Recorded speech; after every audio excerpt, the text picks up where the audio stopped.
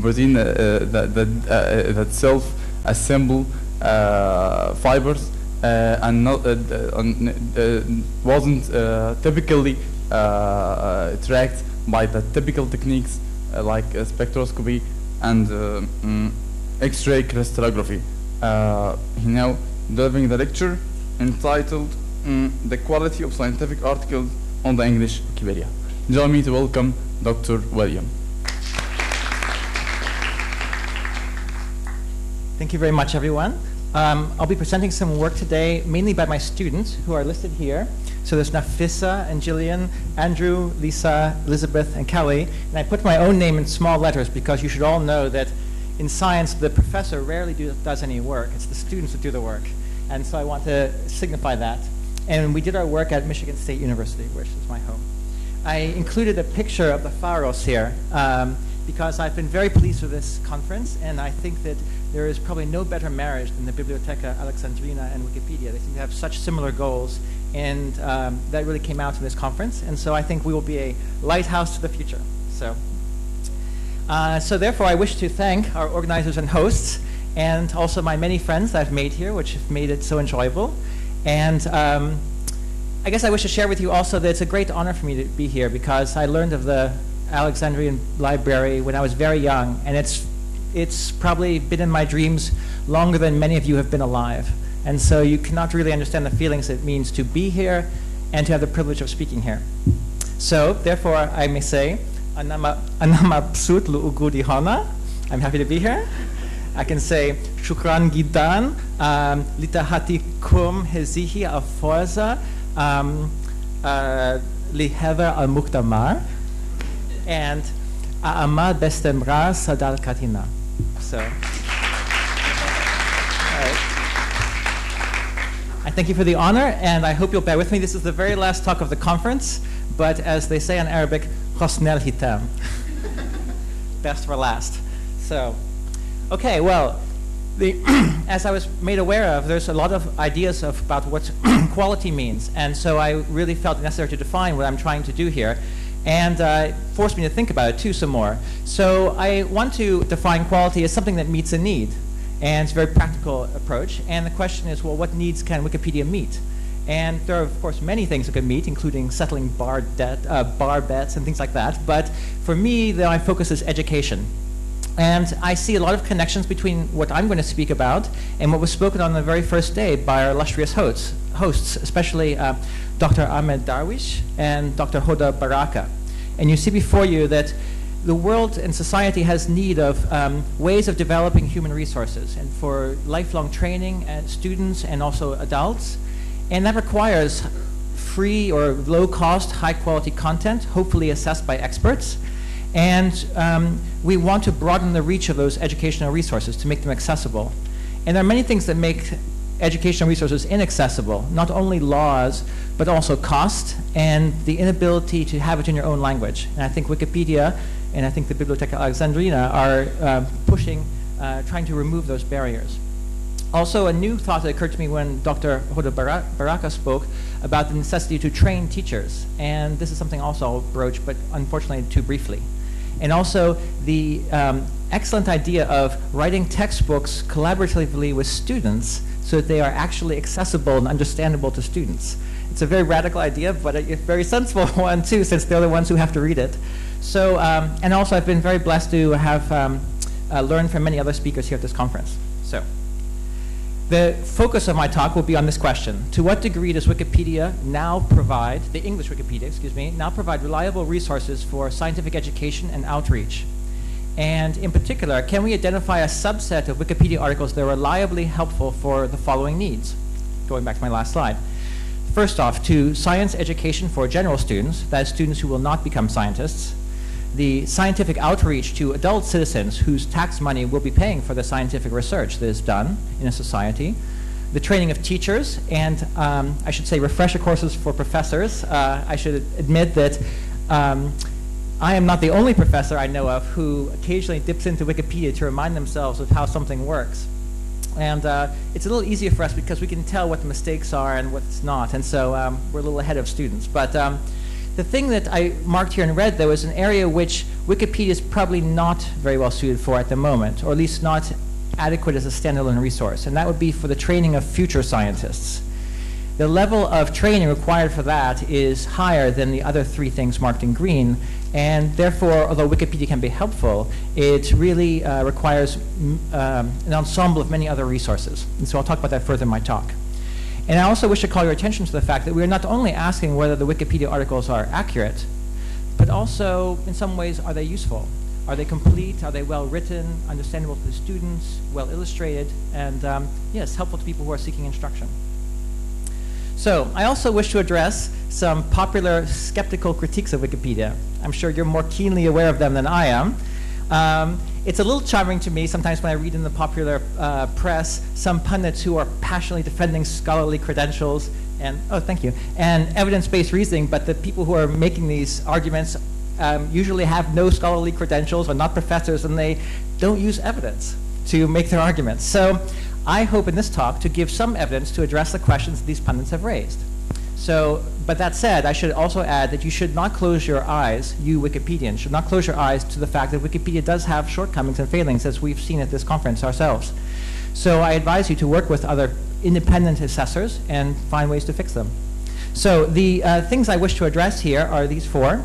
So the first commonly held opinion about Wikipedia is that it covers only trivial topics in popular culture, particularly Pokemon, Britney Spears in America, and I'm sure other places around.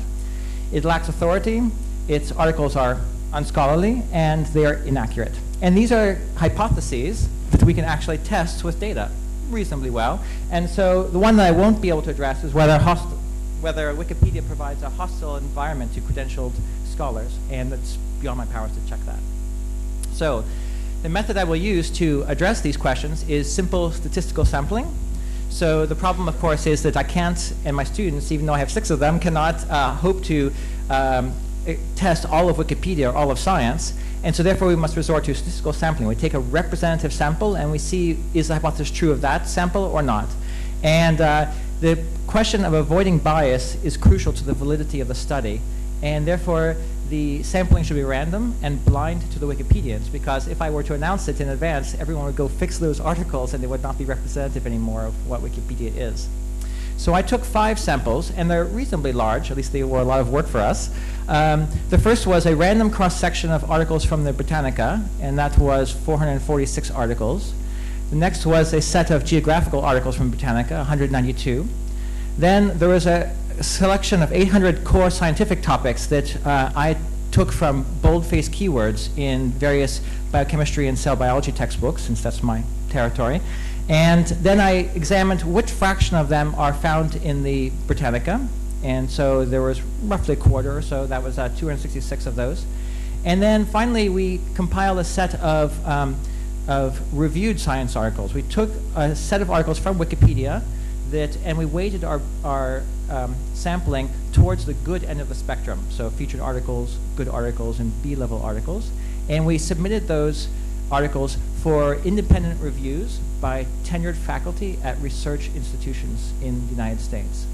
And we got them back and assembled the results. So the first thing I'd like to address is to what degree, this is the simplest of all questions, so this will go quickly, hopefully. To what degree is Wikipedia complete? In other words, is Wikipedia only about Pokemon or popular culture, or does it actually cover truly scholarly topics? Although, perhaps one might argue that Pokemon is itself a scholarly topic, and I don't wish to go into that. But for now, my definition of the scholarly topics, or the encyclopedic topics, is the selection, the cross-section selected from the Encyclopedia Britannica, which is itself slightly biased.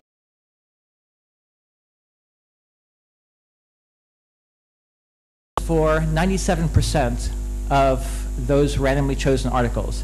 Therefore, Wikipedia is only missing 3%, and now I'm going to break the independent sampling. These are the 15 that are missing here. Ironically, many of them are about everyday life and popular culture, like the Bushman's Carnival in Australia, the Cromwellian chair, which is a type of furniture, the Lowestoft porcelain, which I'm sure is well known to very rich people, but not to many ordinary people. And actually something from around here, perhaps the Samarkand rug. So, but there are serious absences here too. I call your attention to Catherine East and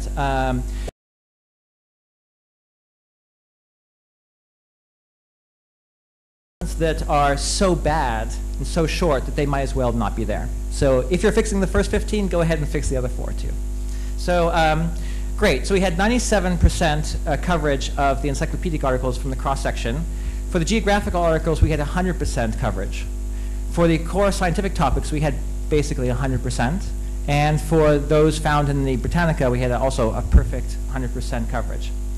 So if you look into detail about the coverage that Wikipedia has for various scientific fields, you will find that it is amazing. I have to say, speaking as a scientist, I was very impressed with some, not all fields, but some fields are covered in incredible depth. And I call your attention to the fact that they will soon have a page for every, the Mesoscaphe, Jean Monnet, a few of these others. So anyway, the ones below them are one human gene. They now have pages for every type of structured RNA, biased, and we could talk about that later. But in that cross-section, we discovered that Wikipedia has articles every type of enzyme, all types of archaea, which is one of the worst things treated in the Britannica. And they also have, of course, many featured topics on scientific issues, many wiki projects, and collaborations with scientific databases. So, and finally, as the last piece of evidence, if you examine the scientific featured articles on Wikipedia, you will find that most of them are in the Britannica. So I give the numbers here down below. For physics, we have an 82% coverage, 84 for chemistry, and 71 for biology and medicine. So there are some that are missing, as you see, 20% roughly, or 30%. Typically, the ones that are missing are ones on very specialized topics. So you might have noticed that there are many fairy wren articles or various other specialty articles. And it is true that the Britannica does have such specialized articles, but it has relatively few of them. So it's very unlikely that the ones that Wikipedians have chosen to work on would be the same that the Britannica chose. There were 2 articles that leapt out as being likely they would not be found, to me, likely to be found in the Britannica, and those were Ryan White and Louis Slotin. But I personally think that it's great that they're in Wikipedia, and I think in that case the Britannica itself may be gone astray. Anyway, so we've dealt with the first issue.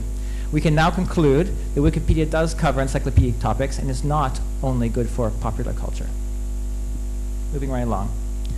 So now, we have on the English Wikipedia a method for internal article assessments. So this is a procedure by which articles can be assessed by other editors, and some of you might not be familiar with them, so I'm going to spend this slide talking about them because they will play an important role in the rest of my talk. The types I've shown in blue here, the featured article, the A level, and the good article, I will call developed and classify them together. The ones shown in red are the ones I'll call undeveloped, which are the starts, the stubs, and the unassessed articles. And finally, there's the B class articles, which are sort of in the middle. So if you look at these categories as individual categories, they're not a very good system. They're poorly defined, they're one-dimensional, they're not updated regularly.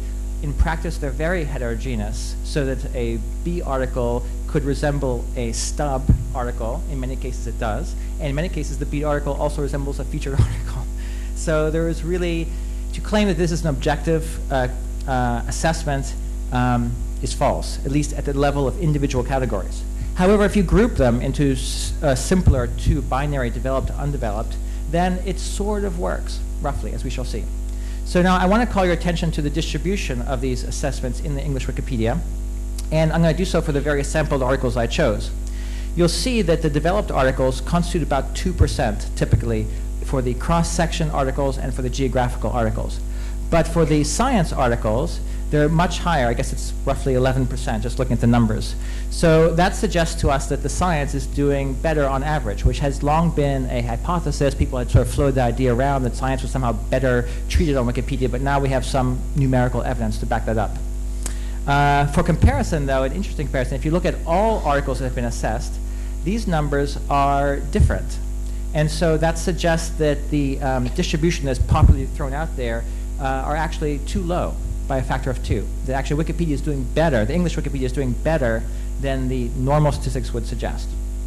Okay, let me go down here. So the second thing that people often throw up against Wikipedia is that it has no authority because, for example, the articles in the Britannica are often, not always, but often written by scholars. And just to touch on a point, I was very impressed with the talk earlier today by Stu, who's out there somewhere. And I would like to say that I agree very much with his conclusions. And I feel that he was very representative of what my own experience in the academic field. And I'll say for the record that I believe that Wikipedia should not be cited in scientific papers. And my own reason for that, or at least not most scientific papers, I'll qualify it perhaps in a second. Why? Because it does not publish original research with evidence-based peer-reviewed data. So it's like any other similar article would not be cited either, because it's not a scientific article unless it presents some new finding that is supported by evidence. However, there are scientific review articles that may be cited and are commonly cited, and yet it is my own opinion that Wikipedia should not try to mimic a scientific review article. My feeling is that such articles are written at too high a level, and it misses the mission of Wikipedia to write such articles. And I think a big goal of Wikipedia should be not to write scientific articles, but rather to make scientific review articles accessible to the common people, the people who are paying the taxes for that research. Okay, but Wikipedia can partake of some expert authority, and I'll just, in particular, there are some expert Wikipedians who do edit under their own names and in their own area of expertise. These are both very important criteria. An example I'd like to call your attention to is Tim Vickers, who runs the Molecular and Cellular Biology Wiki project. And some of his articles were reviewed by the professors and found to be of very high quality. Not perfect. There were some errors that could be forgivable.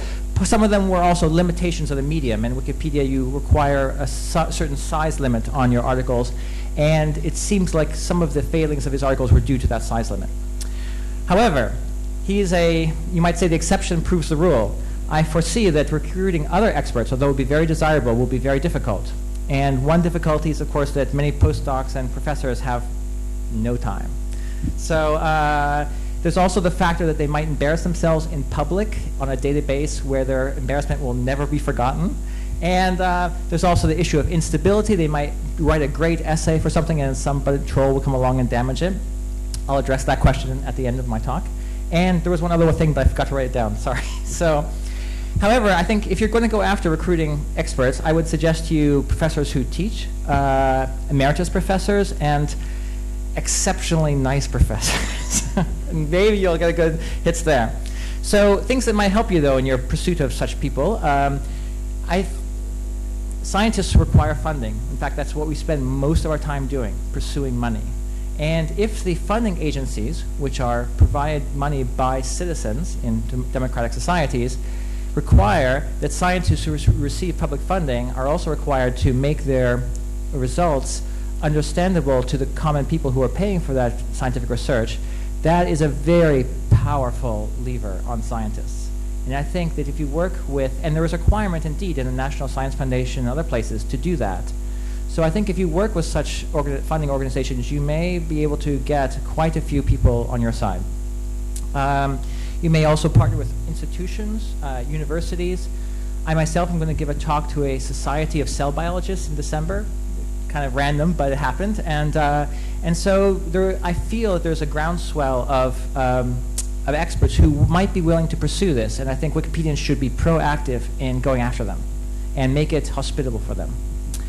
I also have found in my own experience that the time to invite an expert is not at the beginning, but at the end. So when the article is stable and already good, perhaps when it's already reached featured article, and because a couple reasons. Quality attracts, and also because you will have a positive feedback. And I would like to give an example. So one of the professors who reviewed our articles was a somewhat elderly and kind of crotchety old professor who had bad experience on Wikipedia. He worked on the chemical potential article and met up with a rather ignorant person who reverted all his edits and got into an edit war with him and vowed he would never return to Wikipedia. But we're friends, and I persuaded him to review an article for me. He told me his bias against Wikipedia, but I gave it to him anyway. And perhaps not accidentally, I gave him a very good article. It was on the equipartition theorem. And he was a complete convert. He said, this article is incredible. And not only was he converted to the possibility that Wikipedia articles could be good, he also went in and fixed one tiny mistake. He said, oh, it's perfect, but for one thing, which I I fixed. So I think if you engage experts at that level, when all they have to do is just tweak a few things with their own special overview, then I think it will be a much more happy relationship for everyone. My own advice. So the place that Wikipedia really derives its authority from is from a good referencing, and I wish that people would recognize the importance of that. Good referencing is also important for students who will be using Wikipedia because that allows them to research individual assertions that might be important. It may be that the student is not researching a whole article, but some piece of an article, and having a specific citation for a specific assertion is very helpful to them. So now this analysis is unfinished as yet, but the professors who reviewed Wikipedia articles found that most of the developed articles had reasonably good referencing, and in some cases typical of a scientific review article. Good job, guys. All right. However, that wasn't true of all articles. There were a few, relatively small percentage, that were found to be insufficient. And I think DNA repair was one of them, and I'll include it in my paper when I write it up. I did a similar analysis, quantitative analysis, of the referencing on the cross-section articles, the ones that correspond to those found in the Britannica. And we see that there is indeed a clear difference in the referencing between the developed articles, shown here in bold, and those that are undeveloped. So I show you here the mean number of references in stubs, starts, and B class. You see they're below 20, whereas those in good articles and feature articles are both above 40. Now, it's true that the undeveloped articles are generally much, much smaller than those of the developed articles, and so you might think, well, perhaps they have more references just because they're longer. But that's not true. If you look at the mean number of references per 10 kilobytes, then you see likewise that the stub, start, and B class are all more or less the same, around 10 references per 10 kilobytes of article, whereas those of the good articles and the featured articles are twice that, or 3 times that. So I also wish to call your attention to the fact that B articles are in severe need of help. As I mentioned before, they're very heterogeneous, and roughly 10% of B articles have no references. So get to work, guys. So, oh, and here's an example from my sample if you want to see examples of that type. Okay, so we've dealt with 2 of the issues. We've shown that Wikipedia covers encyclopedic topics, and we've shown that Wikipedia has a method for asserting authority. Not that it should be cited, but it has a reliable authoritativeness. Perhaps it's a way of expressing it. We're left with 2 left to go.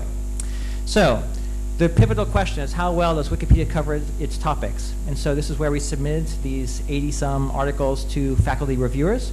And I chose to weight those articles, randomly selected articles, towards the featured article and good article end of the spectrum for several reasons. One, because if the featured articles and good articles are not good, then we know that the ones below them are also not good, and therefore we know that all of Wikipedia is not good. So it's a very crucial test. If Wikipedia fails here, it's failed everywhere. So, however, you'll be delighted to know that most of the developed articles were found to be reasonably stable. So we did these analysis on a full year, to examine beginning and end, and they were reasonably stable over that time. They were wonderfully up to date. They were generally complete, written non-redundantly, an important point, reasonably well written with logical organization, reasonably well illustrated and referenced. Not great, but generally good for student education. Therefore, we may conclude that the developed articles are suitable for outreach, for pre-lecture readings for students who want to go somewhere, and for reading before you embark upon a research project. Perhaps a student might be given some special area of study by their professor, and so Wikipedia might be a very reasonable way to look for the hypotheses associated with that field or something like that. I call your attention to the fact, though, that the developed articles represent only 2% of Wikipedia. So therefore, the remaining 80% of undeveloped and B articles seem to be generally inadequate, although we have as yet insufficient data to conclude that. There were some pretty harsh criticism from some professors that these articles were patchy and selective, had weird emphases, were incomplete, were out of date, were misleading, and outright wrong. So there were some real, to quote one professor, stinkers, even among the B-class articles. At that time, I believe, for example, breast cancer was one of them that drew very severe criticism. And breast cancer is a very important topic. I hope I don't need to stress that to anyone.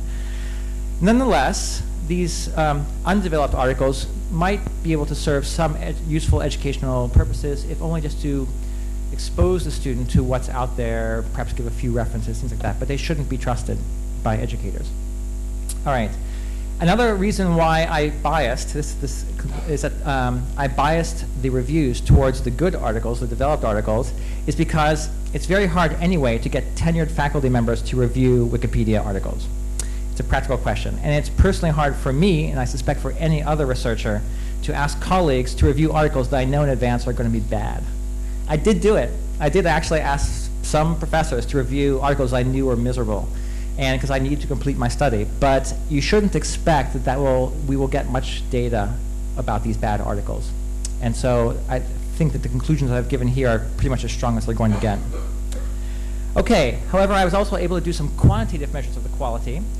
Wikipedia, no matter what article class it's in, is quite good at being up to date. So across all possible classes of articles, they were excellently up to date and much, much better than their counterparts in the Britannica. So just for your information, the Britannica was found to be at best 10 years out of date and at worst 30 years out of date. By contrast, Wikipedia was almost always within the last 10 years, so that was good.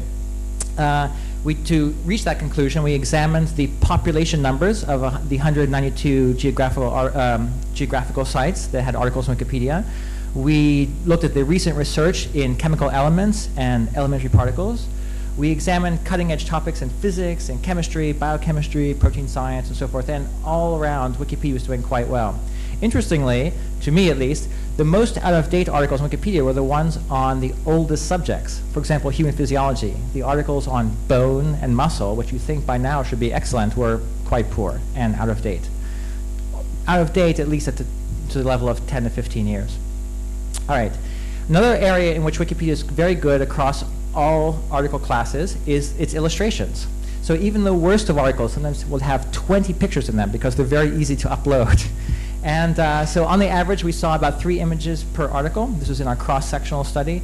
20% of them of the articles had no images, but 10% of them had more than 6. And for comparison, the Britannica has on average 0.2 images per article, and therefore you're doing much, much better than Britannica on that score too.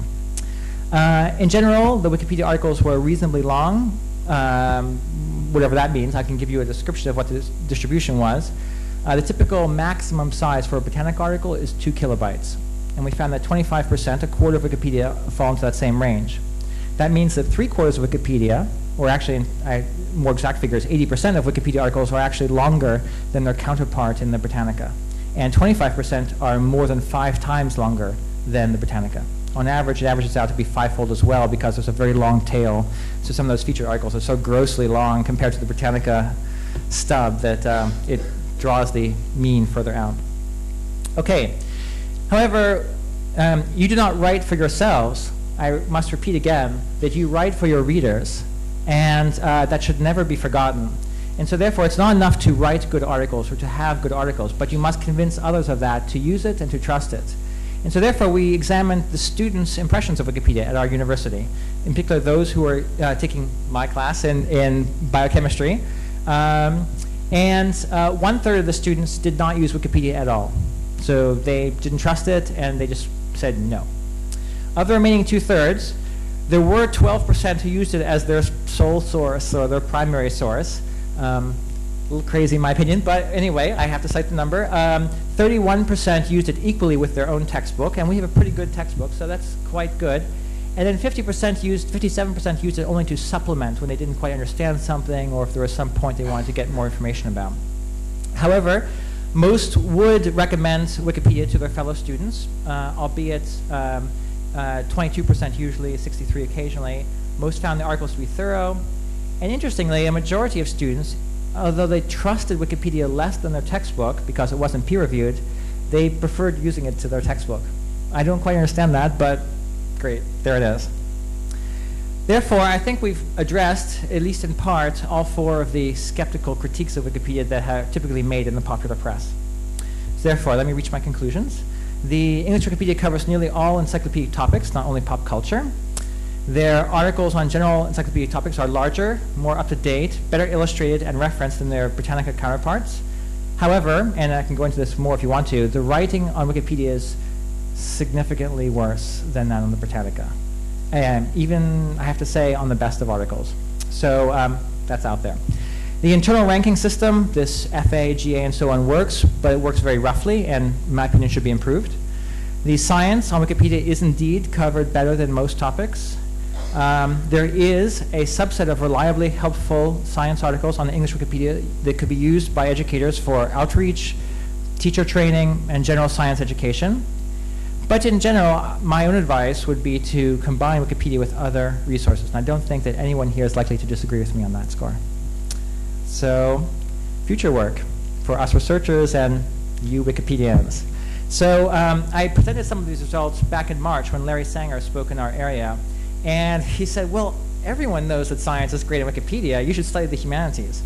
And so I've been encouraged to study the humanities, and even though I'm not a humanist, I will do my best to come back next year and give you my findings on those fields. For you, there are two problems. The first one is providing good resources, which is already challenging enough. But the second one is convincing people to trust them and to use them. And I think there we might find a common ground where we both can help each other.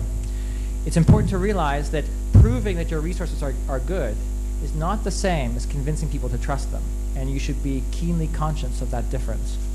I encourage you to invite evaluations by independent assessors, and for that you must decide among yourselves which parts of Wikipedia should be reviewed, because I advise you not all of Wikipedia should be reviewed.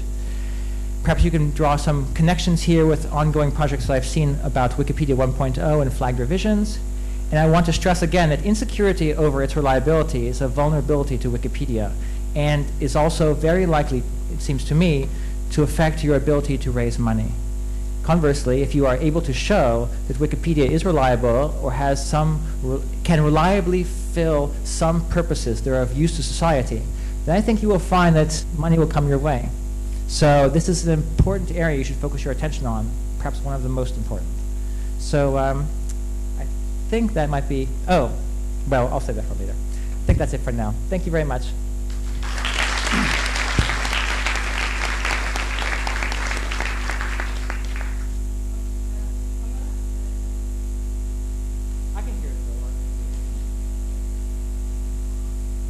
Very quickly, I'm going to mention the findings of my own research on Wikipedia's academic core, which I actually have presented like 2 days ago, and then I'm going to ask you to comment on that, probably compared to your own research. So it was some sort of corpus linguistics work on 1.5 million words from Wikipedia from 8 disciplines, 4 hard sciences and 4 soft sciences, and then I looked into some of the rhetorical devices which are said to be significant in academic discourses. Previous corpus linguistics research also by Ken Hyland specifically. So the findings were kind of, okay, actually it's very close, like the deployment of these rhetorical devices were very close to PhD theses, even closer to these than MA theses writing. So what do you think? What was your sample? Were you looking at all articles in Wikipedia? Okay, what I did is that I collected from 8 disciplines, 4 hard sciences, 4 soft sciences. I collected from the articles as well as from the talk pages. If I talk about the articles only, because this is what you did, obviously, yes, it was a huge corpus. Well, that if you're saying that if I were to choose an article at random from Wikipedia in one of the 8 disciplines you mentioned, if I understand you correctly, you would assert that the level of writing of that article chosen at random would be at the level of a PhD thesis. Is that correct? Yes. But I didn't look into all the rhetorical devices which are said to be significant in academic discourses. I only looked into 2 of them, which are hedges and boosters, like things like maybe, probably. I can't dispute your findings, but I have to say that they do not agree with my own experience. Okay. Thank you. Perhaps we should switch. So. Okay. Thank you very much for a very interesting talk. Could you please expand a little bit on in which sense the writing is much worse than in Britannica? Is it the structuring of the article, or you? Yeah. Let me see. I have a little. I might. I tried to write a few slides here. I have a bunch of slides on my suggestions, but I was a little embarrassed about showing them. So yeah, so one area that's very bad on Wikipedia in general is the lead section. So people don't trust themselves to write leads longer than a single sentence for the majority of articles that we looked at. So if you compare that to the Britannica, they write usually 1 or 2 paragraphs. Now it's still less than 2 kilobytes, so it's quite small, and I would urge you to mimic the style of the Britannica because it seems to me very flowing and very intelligible, and I think those are qualities that you want to get into the lead. If I was to be the casual reader and I didn't want to read the whole article, but just the lead, then the present leads that I found in the articles we looked at were inadequate. So another thing that I would recommend you to do is decide among yourselves what you mean by references, notes, bibliography, further reading, external links, because no one seems to have a clue what those mean, at least in the articles I looked at. They seem to be very interchangeable, and it's very frustrating to me as an evaluator and very frustrating to readers, I suspect, the fact that that references in one article has a completely different meaning from references in a different article. And the last thing I would like to, and this is perhaps the most provocative, I'm relative newbie to Wikipedia, so I can't claim to know very much, but my own impressions of the development of FAs suggest that you would be able to get many more featured articles, which are some of those developed articles I spoke of before, if you were able to automate the manual of style. I've looked through a fair number of these discussions on the FAC, and I was, as an academic, frankly appalled that the discussions were so ridiculous. And I believe it's very costly to Wikipedia in terms of the goodwill of the editors. So my solution for you, or some suggestions for a solution to you, would be to hire professional editors, develop a bot that would take care of the manual style, build in the software. I know that you have this FA team that is doing some work now, but I believe that is an inadequate solution and untrustworthy because it relies upon humans. So, but those are my suggestions for the reading. The main overall writing would be that it doesn't flow, it's too short in the lead. That's the summary. Okay. Yes? Hi, comment and a question. On Appropedia, something that we've found quite interesting is where students working in a class where they're doing projects on Appropedia who've been given the task of reviewing articles and going through and pointing out where there are problems, where there are inaccuracies, where things could be expressed better. And they've been doing that to work by other students, but there's no reason that there couldn't be like courses, academics getting their students to do this on any Wikipedia article or other wiki as part of a course on sort of critical reading, to say, how look at these articles, find what's good, find what's bad. Brilliant. Yeah, I was going to suggest, let me see, I think I have another page here for, oh yeah, new ways of establishing trust. And one of them was invite evaluations by independent people. And that's a brilliant suggestion. I hope people will take you up on that. And that's another way of, I think it would require active recruiting and active partnership, perhaps with some schools. Perhaps it's a pilot project, but I think that's a very good idea of avoiding, especially if it had professorial overview. Yes. I think that would be great. Yeah. Good job. A question, in terms of, you were talking about moving on to looking at the humanities. I wonder if you'd consider moving on to look at how science works in other wikis that don't operate on quite the same strict NPOV, particularly don't work on the same kind of standard of notability. What we're doing at Appropedia involves a lot of sort of judgment as to what's scientific, what is truthful, and what's valuable and what isn't. So we haven't worked out exactly what that's going to look like in practice, but for the moment just relying on having a community of scientifically minded engineering kind of people who make those judgments. So I will definitely consider it because it's of course closer to my own expertise, but I would also, another result of my things I'd just like to pitch there is this, some form of evaluation system seems to be a good idea for Wikipedias of other languages. And I would, just because it's important to separate the wheat from the chaff. And if you are going to invite outside people to review you, then you don't want to give them the whole Wikipedia, but rather I think you want to select among yourselves what part is your best show, like the Sunday furniture or something. So, thank you. Well, you're actually confirming something which I have suggested for a long time, namely there is enormous amount of goodwill in the academic world for the Wikipedia, which we could use, namely in the form of reviews. And now, as for flagged revisions, there is one flag which is called the quality flag, and so of course it comes to mind of asking external experts for reviews of Wikipedia articles. Now this has also a lot of social consequences for the community, but it also raises the question whether this is actually practical. So what are your experience? How far would this carry, do you think? I think this touches upon what Stu was doing earlier today. I mean, there is a heterogeneity of opinions about Wikipedia. However, I was pleased to see that the people's preconceptions about Wikipedia did not affect at all their assessments. So, for example, the woman who reviewed breast cancer so negatively actually is quite favorable minded towards Wikipedia, whereas the old curmudgeon who reviewed equipartition theorem for me was initially quite opposed to it. I think the funding agency angle will be important to actually spawn a serious, I might be wrong, but I think the if the foundation could somehow partner with the NSF or make connections there, I think that'd be very helpful. Although it will be a tough sell because Wikipedia is known for its instability and things like that. So I was going to suggest maybe you could have a separate tab, like you have a talk tab or a history tab. If you had a separate tab for reviews, that might be good too. So separate out from the talk page.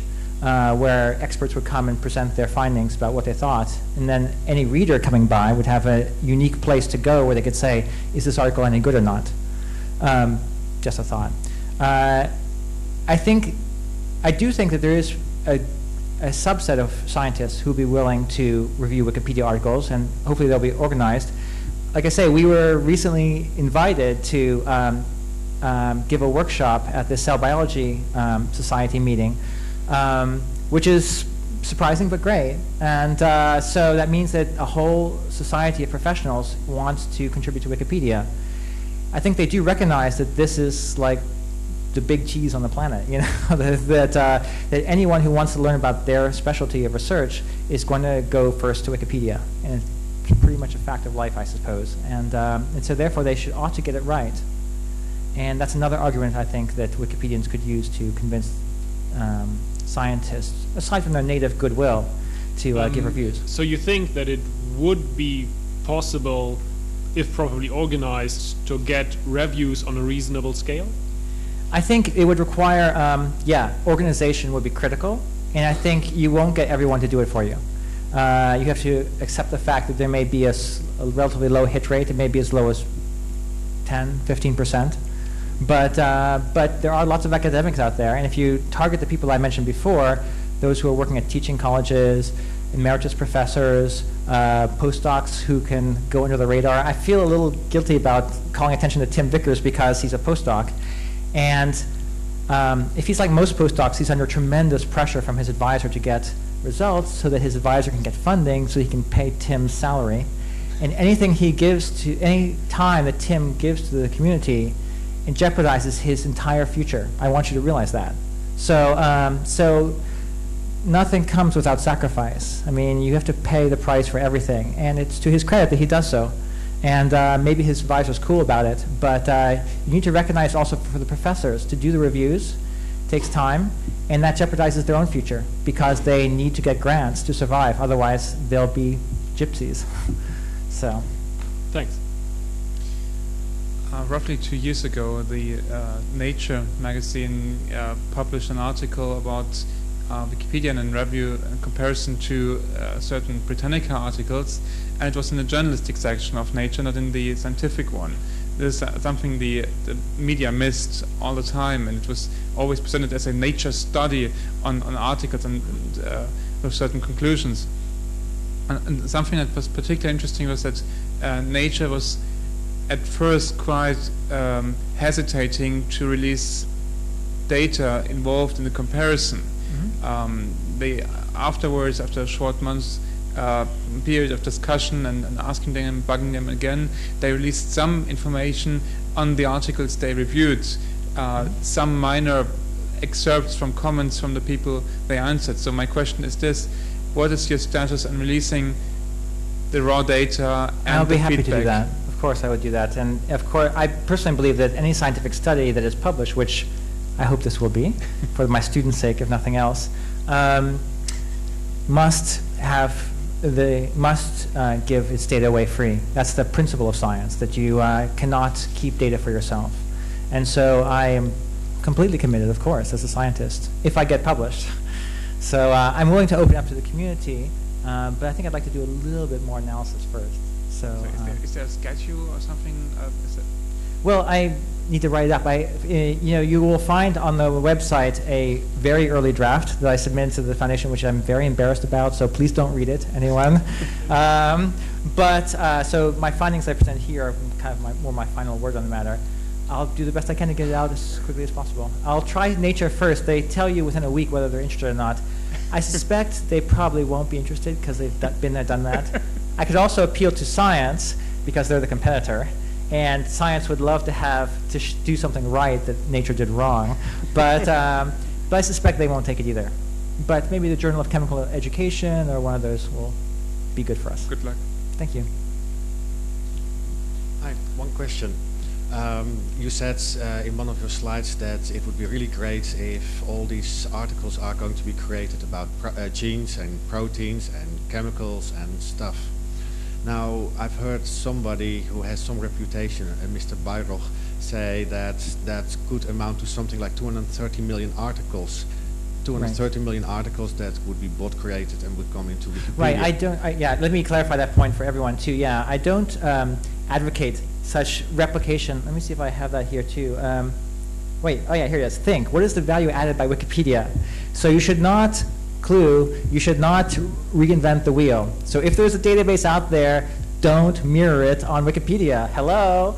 So you should think to yourselves, what is the value being added by your articles? And I list here, it'll be on, I'll upload this later, about things that Wikipedians can add value to, I believe.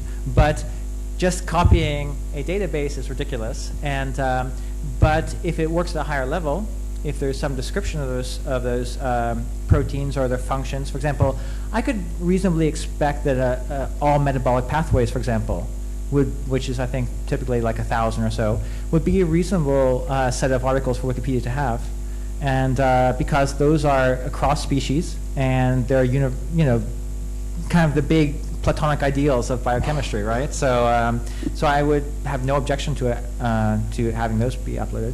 So, but then still, how would you, at this moment in time, there is a talk on Foundation List and Wikipedia List to do exactly that, start bot generating things. Do you think that, the first question, do you think that the community would cope with an amount that would amount to millions and millions? And the second, basically you already answered, you would say, no, it would not be a good idea. I would say it's absurd at that level. I think though at a proper higher level of hierarchy, like for example all enzymes, you don't talk about every enzyme from every species, but if you talk about the enzyme that does ribonuclease, and talk about its properties is I think perfectly reasonable because it's a fundamental biochemical activity that is found across nature and from the smallest organism to us. And so therefore I think that is a very reasonable article. So I think that bot created articles, if done well, are reasonable, but they should have the proper scale. I guess it's my proper. I've just been told this is the last question, sorry. Yeah, I'm sorry, I know it's late. I just would like you to think about giving the results of what happened to the students who only used Wikipedia next year, how well they did in their exams. My survey was anonymous. So because I didn't want my students to worry about their grades being affected by their answers. But I wish you would ask them again after they take the exams what their source was, and then see how the grades. Okay. Thank you. Thanks. Okay. Well, thank you very much.